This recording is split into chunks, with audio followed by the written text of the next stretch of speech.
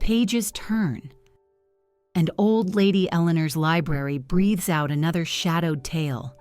Picture this: the sweltering heart of July, 1588, in the shadow of Greenwich Palace. The air is a dense, living thing reeking of sweat left to fester, of rushes blackened and rotting beneath royal feet, of perfumes so cloying they seem to choke the breath. Behind the looming doors of oak, silk stirs and hushed voices coil around the presence of a queen.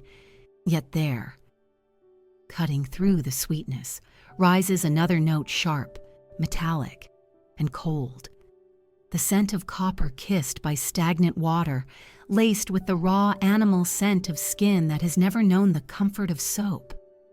The Virgin Queen, Gloriana herself, sits resplendent on her throne in cloth of gold and pearls, her pale face painted white as fresh snow. She smiles, revealing teeth the color of autumn leaves, and when she speaks, courtiers lean forward, not just in reverence, but because the distance makes her words easier to bear. This is the woman who defeated the Spanish Armada, who ruled England for 45 years with an iron fist wrapped in silk gloves. But beneath the magnificent facade lay habits that would make a modern person recoil in horror. Before diving into these forgotten stories of survival and suffering, if you enjoy learning about the hidden truths of history, consider hitting that like button and subscribing for more content like this. And please comment below to let me know where you're listening from. I find it incredible that we're exploring these ancient stories together from different parts of the world, connected across time and space by our shared curiosity about the past. The truth about Elizabeth Tudor's personal hygiene reads like a catalog of medieval nightmares, each habit more revolting than the last. Yet to understand why England's greatest queen lived this way, we must first understand the world she inhabited, a world where bathing was considered dangerous, where medicine was guesswork, and where even royalty lived in conditions that would horrify us today. The quarterly bath ritual. Elizabeth. I was actually progressive by the standards of her time. She bathed once every 3 months, whether she needed it or not. Her exact words, recorded by her courtiers, were that she bathed once every 3 months, whether I need it or not. Most of her subjects went months or even years without a full bath, believing that water opened the pores and made the body vulnerable to disease and evil spirits. When Elizabeth did bathe, it was a production worthy of a theatrical performance. Servants would haul enormous copper tubs into her private chambers, filling them with water heated over massive kitchen fires. The water came from the Thames, already polluted with the waste of London's growing population. The river water was brown and thick with sewage, dead animals, and industrial runoff from the city's workshops and tanneries. The soap available was a crude mixture of animal fat, wood ash, and lye. That was more likely to strip skin than cleanse it. The fat came from pigs and cattle, often already rancid. The ash was gathered from palace fireplaces, carrying soot and residue. When mixed with lye, this concoction created a soap harsh enough to remove skin, along with dirt. But 90 days is a long time between baths. As weeks passed, Elizabeth's body would accumulate layers of sweat, dead skin, and various substances she applied to mask her odor.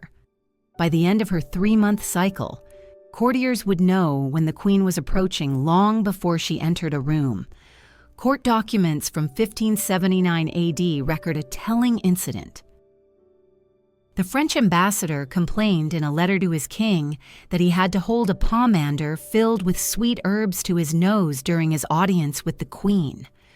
For the royal person emits such odors as to make close conversation a trial of endurance. The ambassador's wife fainted during a formal dinner, not from heat as publicly announced, but from the overwhelming smell emanating from the royal table, the dental disaster that shocked Europe. Elizabeth's teeth were perhaps her most infamous hygiene disaster, becoming a subject of international gossip and diplomatic concern. By her 40s, they had turned completely black from decay, and the sight of her smile became so disturbing that foreign ambassadors would write detailed reports about it to their home countries. The Queen's dental problems began with her insatiable appetite for sugar. In the 16th century, sugar cost more than gold, making it a status symbol. Elizabeth's daily diet included marchpane, sugared violets, candied fruits, comfits, and sweet wines. She would nibble on sugar throughout the day, letting crystals dissolve slowly in her mouth, bathing her teeth in sugar for hours. There was no understanding of dental hygiene, no brushing, no flossing, no regular cleaning. The best care available was occasional rinsing with wine or rosewater, which contained sugar and actually accelerated decay.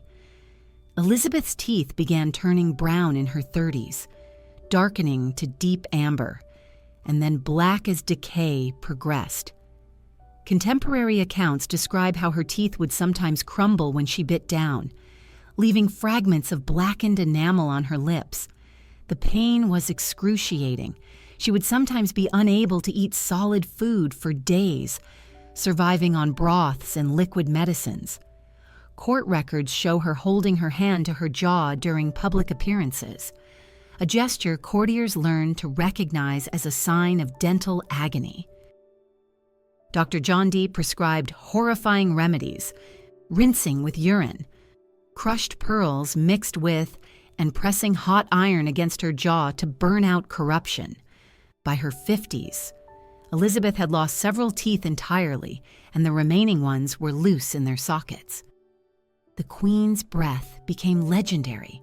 Courtiers described it as the scent of a charnel house, and worse than the smell of a battlefield after 3 days in the sun.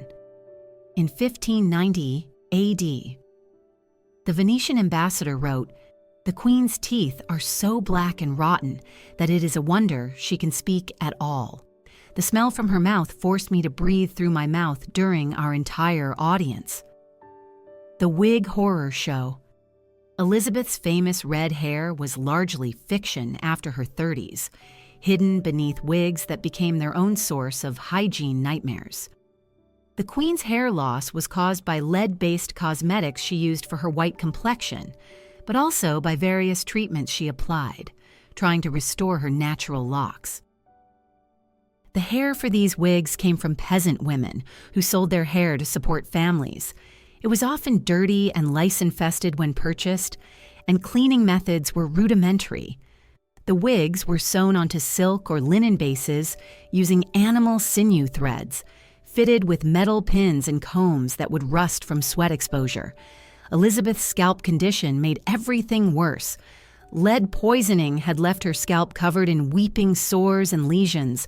Constant wig wearing prevented proper healing, creating cycles of infection and irritation that persisted throughout her life.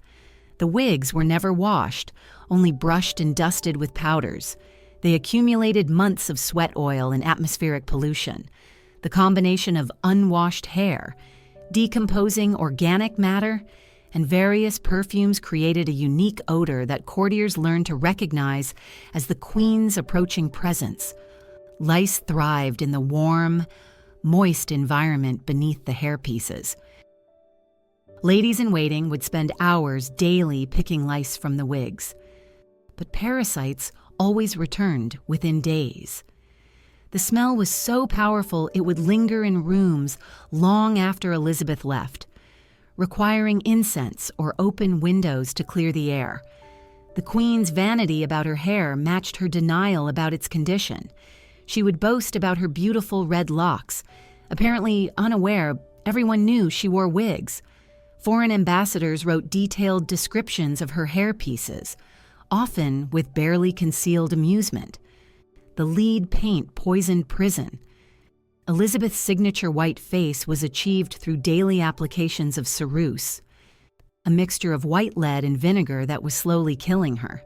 This toxic concoction was applied every morning with animal hairbrushes, building up in layers that would crack and flake like old plaster. The lead came from Cornish mines where workers regularly died from exposure, ground into fine powder. It would float in the air like dust, coating everything in Elizabeth's chambers. The vinegar, made from soured wine, added acidic bite to the already caustic blend, eating away at her skin while trapping poison against her flesh. The application process was torture. The mixture burned as it was applied, causing her eyes to water and skin to redden. Elizabeth had to remain motionless for up to an hour while it dried, unable to speak, eat, or drink. As ceruse dried, it formed a beautiful but hideous mask. The white surface appeared perfectly smooth and pale. But beneath, her natural skin was being systematically destroyed. The mask would crack throughout the day, requiring constant touch-ups and vigilant mirror checking. Elizabeth never fully removed her makeup, instead applying new layers over old ones, creating buildups several layers thick. When she did attempt removal, hardened ceruse had to be scraped off with ivory combs, often taking skin and leaving bloody scratches that would be covered with fresh poison the next morning. The lead poisoning affected her entire body. She suffered chronic fatigue, memory problems, and mood swings. Her hair fell out in clumps, teeth became loose and discolored, and her breath took on a metallic taste she tried masking with sweet wines. Beneath the white mask, Elizabeth's natural skin was a horror show of sores, scars, and discoloration that grew worse yearly. The Queen's lips were painted with cochineal crushed beetles mixed with oils that would go rancid in heat, developing putrid smells that mixed with her breath. The clothing catastrophe. Elizabeth's gowns were never washed, never cleaned, never allowed to rest. These garments, worth more than most people's lifetime earnings, became repositories of months or years of accumulated filth that no perfume could mask. The Queen owned over 3,000 gowns made from finest silks, velvets, and brocades, adorned with pearls and precious stones, but their construction made cleaning impossible. Multiple fabric layers, delicate embroidery, and precious stones couldn't withstand harsh soaps. Instead, gowns were cleaned by airing, brushing, and re-perfuming. Elizabeth would wear each gown for days or weeks, allowing body odor, sweat, and bodily fluids to penetrate deep into fabric. Rich materials absorbed these substances like sponges, creating permanent records of her bodily functions. The dressing process took hours and required numerous servants. First came the shift, a linen undergarment rarely washed, becoming yellowed and stiff with accumulated sweat. Over this went a whalebone and steel corset laced so tightly it restricted breathing and digestion, never washed and becoming a breeding ground for bacteria. Elizabeth's gowns were susceptible to staining because of their light colors. White. Silver and pale gold showed every mark. A single wine drop would be visible across a room. The weight sometimes exceeded 50 pounds when fully jeweled, creating a greenhouse effect that trapped heat and moisture, causing profuse sweating absorbed by innermost fabric layers. Her stockings, made of silk or fine wool, were rarely washed and would develop holes revealing yellowed, dirt-embedded toenails. Shoes became repositories of foot odor and fungal infections, with leather becoming warped and stained, interiors developing permanent smells noticeable even when unworn. Elizabeth's attachment to certain gowns was so strong she'd refuse to change for days, claiming they were favorites or brought good luck. This made filth accumulation worse, with garments worn for extended periods without any cleaning attempts. The digestive nightmare. Elizabeth's digestive system was a source of constant embarrassment, creating hygiene problems beyond simple bad breath. Her rich diet. Medications and chronic ruling stress created perfect storms of digestive dysfunction throughout her life. The Queen's elaborate meals lasted hours and included dozens of dishes: roasted meats, rich sauces, sugary desserts, wines and ales. Food was heavily spiced to mask spoilage taste, and cooking methods did little to kill bacteria thriving in pre-refrigeration eras. Elizabeth's favorites were particularly problematic. Rich, fatty meats like roasted swan and venison, difficult to digest and causing severe stomach upset. She consumed large sugar quantities in various forms, disrupting her body's natural balance and contributing to dental problems. Her eating habits were as problematic as food choices. She'd eat quickly without proper chewing, wolfing down food between court ceremonies and diplomatic meetings. This hasty eating contributed to digestive problems and choking emergencies. Problems began almost immediately after eating. Severe bloating and gas that was both uncomfortable and embarrassing, in an era when bodily functions were shameful, especially for women. Elizabeth's digestive issues caused constant anxiety and humiliation. Tight-fitting corsets and multiple fabric layers made digestion worse, pressuring stomach and intestines and causing severe pain. Elizabeth would sometimes loosen stays during meals, highly improper and carefully concealed from public view. The gas was legendary among courtiers, who politely ignored sounds and smells from the royal person. Elizabeth would sometimes excuse herself from public events when problems became too severe, claiming illness when the real issue was far more embarrassing. Her digestive problems were worsened by medications. Mercury prescribed for possible syphilis was a powerful laxative, causing severe diarrhea and cramping. Herbal remedies contained toxic ingredients, causing nausea, vomiting, and other unpleasant symptoms. The oral hygiene catastrophe. Beyond rotting teeth, Elizabeth's entire mouth was a festering wound creating problems far beyond bad breath. Her oral cavity had become a breeding ground for bacteria and infection, creating smells and tastes that permeated every aspect of daily life. The Queen's tongue was often coated with thick yellowish film, giving her breath additional putrid odor layers. This coating, caused by accumulated bacteria, dead cells, and food particles, was never properly cleaned. Lack oral hygiene meant this coating built up over days and weeks, creating permanent tastes Elizabeth described as bitter as wormwood. Her gums were swollen and bleeding, considered normal for her age and status. Constant bleeding mixed with saliva, creating metallic tastes she tried masking with sweet wines and candied fruits. Blood also stained teeth and tongue, adding to oral cavity horror. Elizabeth's saliva production was affected by medications and health problems. She'd sometimes produce excessive thick, ropey saliva collecting in mouth corners and creating visible strands when speaking. Other times, her mouth would be uncomfortably dry, causing her tongue to stick to mouth roof and making speech difficult. Sugar consumption had created ideal bacterial growth environments. Sugar-fed bacteria living on teeth and gums, causing multiplication and acid production that further damaged oral tissues. The cycle was self-perpetuating. More sugar consumed to mask decay. Taste made oral health worse. Elizabeth's throat was chronically inflamed from constant mouth infection. She'd complain of sore throat and swallowing difficulty, symptoms attributed to various illnesses, but likely caused by bacteria streaming down from her rotting mouth.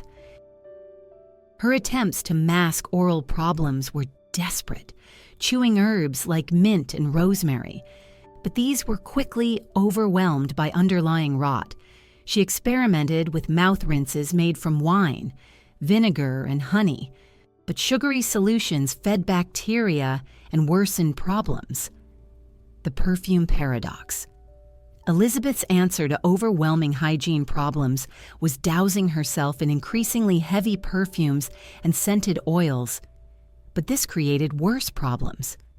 Perfumes designed to mask natural odors instead combined with them, creating unique and overwhelming stenches somehow worse than original smells. Her favorite perfume was civet musk, extracted from African civet cat anal glands. This musky animal scent was luxury's height, but when combined with months of accumulated body odor, created smells courtiers described as like a rose garden built over a cesspit. Daily perfume application took almost as long as makeup application. Servants dabbed various scents onto pulse points using soft brushes or fingers, sprinkling perfumed powders into clothing and hair, creating scented dust clouds settling on everything. But 16 V-century perfumes were crude, made from animal products and plant extracts that went rancid in heat.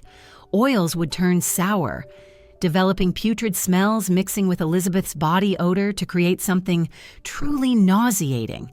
Fresh and rancid perfume combinations created scents both sweet and revolting, like flowers rotting in stagnant water. Elizabeth's clothing became saturated with competing perfumes, creating portable scent clouds following her everywhere. Different fragrances reacted with each other in her body chemistry, creating new, often unpleasant odors bearing no resemblance to original components. Body heat caused perfumes to intensify and change throughout days. Pleasant morning scents became cloying and overwhelming by midday, positively nauseating by evening. Elizabeth seemed unaware of this transformation, continuing fresh perfume applications throughout days without realizing she was worsening problems. The Queen's perfume collection was vast and expensive, imported from across Europe and the Middle East. She owned fragrances from rare flowers, exotic spices, and precious resins, each costing more than most annual earnings. But no money could buy perfumes successfully masking months of uncleaned body smells. The foot horror show.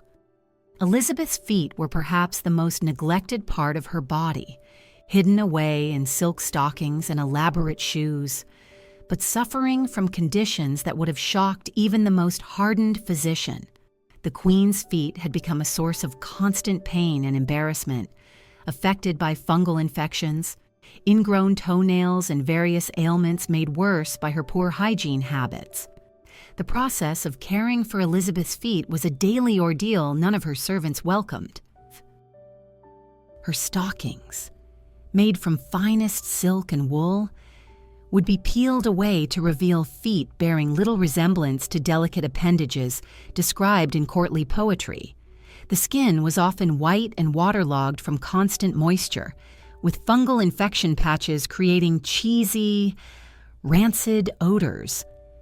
Elizabeth's toenails had grown long and thick, becoming yellowed and brittle from constant moisture and lack of proper care.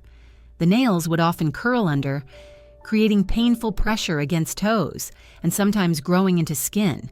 The Queen's attempts to trim her toenails were crude and often resulted in cuts and infections, taking weeks to heal. The spaces between Elizabeth's toes were breeding grounds for fungal infections thriving in warm, moist shoe environments.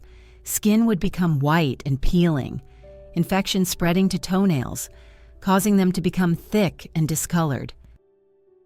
The smell emanating from these infections was distinctive and overwhelming, described by ladies-in-waiting as like rotting cheese mixed with vinegar.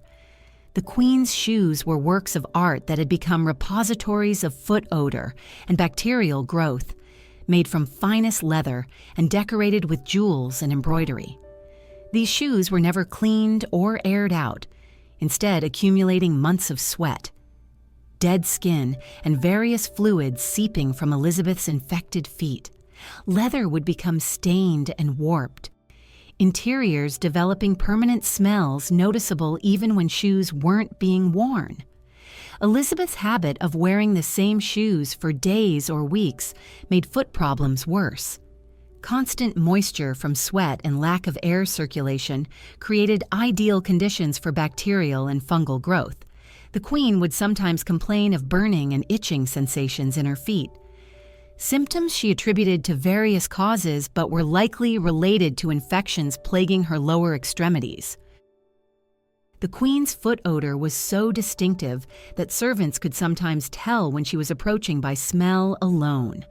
The odor would linger in rooms long after she'd left, requiring open windows and burning incense to clear air. Foreign ambassadors would sometimes comment on strange smells seeming to emanate from floor around the Queen's throne, not realizing they were detecting odor from her feet. The sleeping chamber horror. Elizabeth's bedchamber was a concentrated repository of all hygiene failures, a room where months of accumulated filth created barely breathable atmospheres.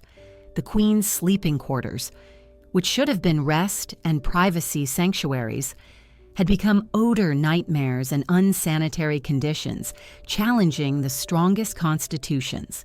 The royal bed was craftsmanship masterpiece and neglect monument. The elaborate four-poster structure was finest carved oak, decorated with cloth of gold hangings, costing more than most castles. But bed linens, changed perhaps monthly if fortunate, had become stiff with accumulated sweat, bodily fluids, and various ointments and powders applied to skin. Sheets made from finest imported linen, softer silk when new, had transformed into canvas-like material, yellowed and stained with bodily fluids soaked deep into fibers. Stains created maps of Elizabeth's nocturnal activities, dark patches where she'd sweated through difficult nights, yellowish areas where her bladder failed, reddish spots where sores and lesions wept and bled. The mattress, stuffed with down and feathers supposed to provide comfort, had become insect and bacteria breeding grounds. Feathers absorbed moisture and odors, creating permanent smells no airing could eliminate. The mattress, never cleaned or replaced, accumulated years of bodily fluids penetrating deep into its core. Elizabeth's nightgown was fine linen and lace that had become a second skin of accumulated filth. She'd wear the same nightgown for weeks, changing only when it became so stiff with dried bodily fluids it was uncomfortable. The garment would yellow and stiffen, developing permanent stains marking her sleeping habits patterns. The sleeping chamber was kept tightly closed during winter to conserve heat, trapping all odors inside and creating thick, oppressive atmospheres. Air became heavy with unwashed body smells, chamber pots, stale perfume, and various medications surrounding the royal bed. Servants entering first thing morning would often gag or hold breath, struggling not to vomit from overwhelming stenchers. As Elizabeth entered her life's final decade, hygiene problems reached horror crescendos that would have been unimaginable even by her earlier years' standards. Accumulated effects of decades of poor hygiene, lead poisoning, and untreated medical conditions had transformed the once glorious Queen into living embodiments of decay and neglect. The Queen's skin had become patchworks of sores, scars, and discoloration no makeup could conceal. Years of lead poisoning left her face pitted and scarred, with deep lesions weeping and crusting before being covered with fresh, toxic cosmetic layers. Her natural skin color became sickly yellow-green, resulting from liver damage and internal problems caused by medications and poor diet. Elizabeth's hair loss became complete, leaving her scalp a battlefield of infected sores and scarred tissue. Wigs became heavier and more elaborate as she tried compensating for baldness, but constant pressure and weight only worsened scalp problems. She'd sometimes be seen scratching frantically at her head during public appearances, drawing blood and creating new wounds taking weeks to heal. Her remaining teeth were so loose she could barely chew solid food. Diet was reduced to broths, soft breads, and liquid medicines, but even simple foods sometimes caused pain. Constant mouth infection had spread to throat and sinuses, causing chronic inflammation, making speaking and breathing difficult. Elizabeth's body odor reached almost supernatural intensity levels, combinations of unwashed skin, infected wounds. Rotting teeth and rancid perfumes created smells. Courtiers described as the scent of death itself. Her presence could be detected from rooms away, and servants would sometimes flee when hearing she was approaching. The Queen's mental state had deteriorated, possibly from lead poisoning and accumulated toxins. She'd sometimes forget recent conversations, repeat herself endlessly, or fly into violent rages over minor perceived slights. Her behavior became increasingly erratic and unpredictable, making daily routine management difficult for courtiers.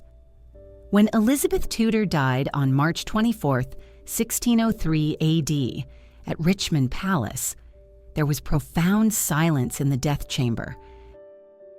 The woman who had dominated English politics for nearly half a century was gone, and with her died elaborate fictions that had hidden her hygiene disasters from public view.